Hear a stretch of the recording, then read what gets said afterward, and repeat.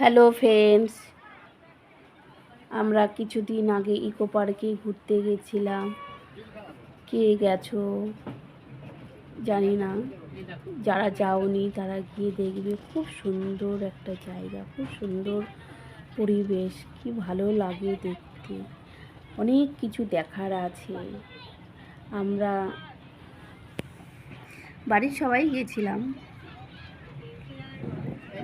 ঘুরতে গেছিলাম ইকো পার্কে। আমরা এখন টয় ট্রেনে বসে আছি। টয় ট্রেনে বসে ইকো পার্কের চারদিকটা ঘুরে দেখছিলাম। এটা হচ্ছে তোমার ঘুম স্টেশন।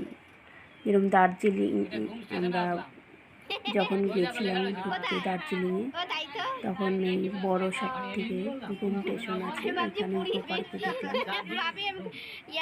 খুব সুন্দর জায়গা, খুব ভালো লাগলো দেখে, খুব অপূর্ব। না দেখলে বোঝাই যায় না, এত সুন্দর, সত্যি খুব ভালো লাগলো।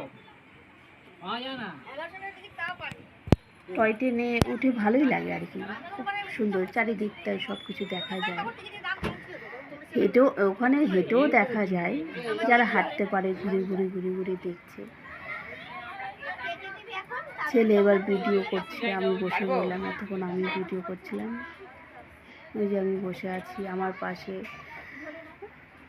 জেঠু, কাকি, কাকিমা, মেয়ে, আমার শ্বশুর শাশুড়ি সবাই বসে আছে। ছেলে এবার ভিডিও করছে, আমি বসে রইলাম।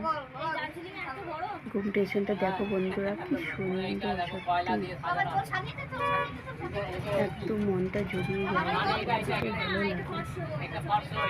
খুব সুন্দর একটা পরিবেশ আর কি।